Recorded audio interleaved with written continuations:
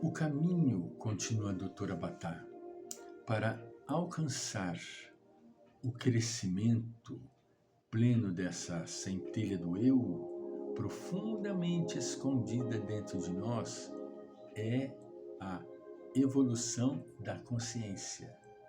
E é um caminho longo, difícil, repleto de insídias e de dificuldades. De fato, o senso de autoconsciência, de início vacilante e nebuloso, primeiro vislumbre da consciência do eu que desperta, corre sempre o perigo de ser sufocado, desviado e de perder-se no labirinto da complexa estrutura psíquica do homem. Olha que pena, né? Ele, além de despertar, ainda ele corre o perigo de ser sufocado. Mas assim como Teseu teve o fio da Ariadne, que lhe servia de guia e de ponto de referência para que não se perdesse no dédalo, também nós devemos encontrar um ponto de apoio e de auxílio que nos dê segurança, para não nos perdermos nos escuros meandros interiores. O nosso íntimo não traz ainda a luz da verdade. Nosso íntimo ainda é um íntimo sombrio, lúgubre, trazendo aquelas sensações de um pântano escuro, porque ainda nós não acendemos a luz da consciência. Nós não despertamos. A verdade ainda permanece escondida dentro de nós, não é? O nosso fio de Ariadna poderia constituir-se do centro da consciência desidentificado dos aspectos psíquicos da personalidade, centro que assinalamos no capítulo precedente, capaz de estar sempre estável, lúcido e livre. Cada um de nós possui a capacidade de levar esse ponto focal da consciência a emergir, a meio caminho entre a personalidade e o eu. E com exercícios e métodos oportunos, podemos favorecer a sua manifestação. É preciso, antes de mais nada, reconhecer que aquilo que acreditamos ser o nosso eu é apenas uma projeção fragmentária e alterada do eu total, condicionada pelo automatismo inconsciente dos veículos pessoais e encerrada na ilusão da separatividade. Ainda nós não temos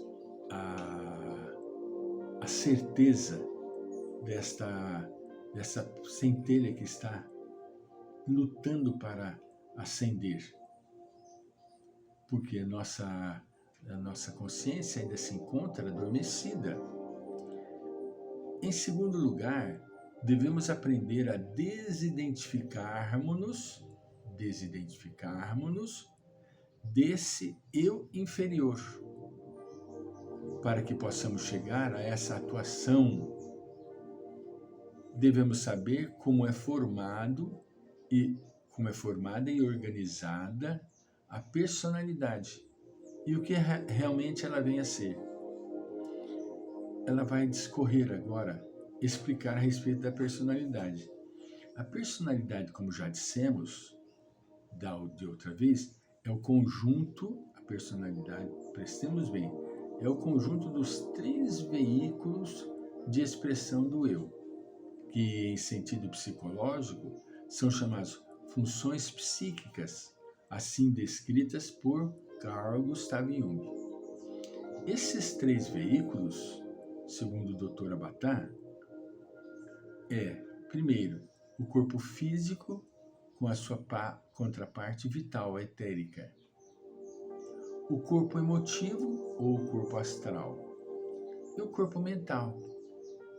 Quando ele fala aqui, o corpo físico com sua contraparte vital, etérica, nós diríamos aqui que é o perispírito. Entende? Esses três veículos, quando a consciência do eu ainda está adormecida, são amorfos, passivos, abertos a todas as influências e qualificam-se e organizam-se durante um longo período, apenas sob os estímulos e as influências que provêm do exterior, do ambiente, da família, da sociedade e etc. Então, eles são influenciados por todos esses elementos que circulam ao nosso redor. Esses estímulos e influências são mais fortes do que os provenientes do eu. Ainda incônscio e bem depressa se transformam em automatismos, em hábitos muito difíceis de serem superados uma vez estabelecidos. Então, prestemos atenção. Estes elementos, estes três elementos que nós citamos aqui, os três veículos, corpo físico, corpo emotivo e corpo mental, eles ficam sob a influência dos elementos que circulam ao nosso redor.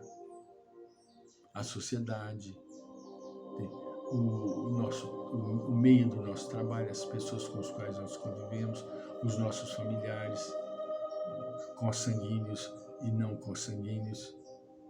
Isso gera um campo de dificuldade imensa para poder prevalecer as influências do eu espiritual. Prevalece ainda aqui a ação do ego, que é os estímulos e as influências que acabam vindo do eu inconsciente, né? Por isso, do eu inconscio e bem depressa se transformam em automatismos, hábitos muito difíceis de serem superados. Francisco, mas quais seriam esses hábitos difíceis de serem superados? Já citamos. Vamos repetir. Tabagismo, alcoolismo, glutonaria, sexo. Isso porque ainda o nosso eu se encontra inconscio, entende?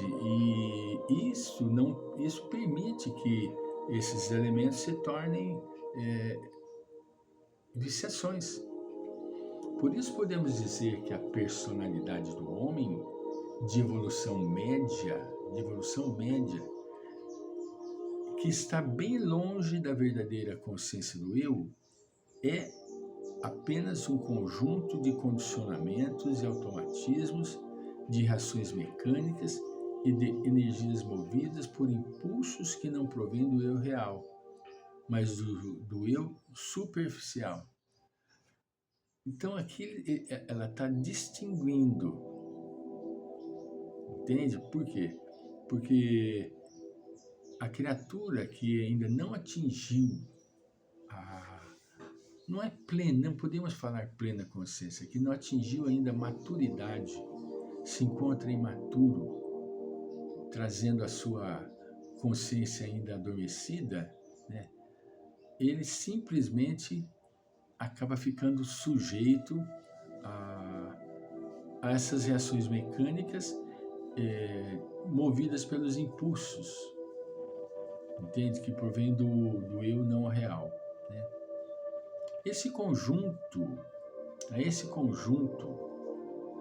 é que chamamos personalidade, ou como diz Israel Aurobindo, personalidade frontal, e é tomada como se fosse o eu, como se fosse a verdadeira individualidade do homem, quando é apenas máscara, uma pessoa ilusória e falsa. Então, aqui nós vamos observar que o indivíduo, muitas vezes, acaba tomando uma atitude que é uma atitude mascarada, não verdadeira. Ele engana a si e aos outros. Ele pensa que enganando a si, ele vai conseguir enganar aos outros. Mas até quando ele vai conseguir fazer isso? Não vai conseguir por muito tempo. Porque chega um momento que a pessoa cansa e isso desgasta energeticamente. A pessoa que tem duas caras, como diz o ditado, é muito triste. É como diz Goethe, dois elementos vivem dentro de mim. Ai de mim, sofrimento. Só traz sofrimento. Só traz sofrimento. Entende? Quando ele disse isso, olha a profundidade, duas almas, ai de mim, vivem em meu peito. É a máscara. Ele simplesmente está aqui mostrando a condição que nós ocupamos muitas vezes de máscara. Vamos voltar.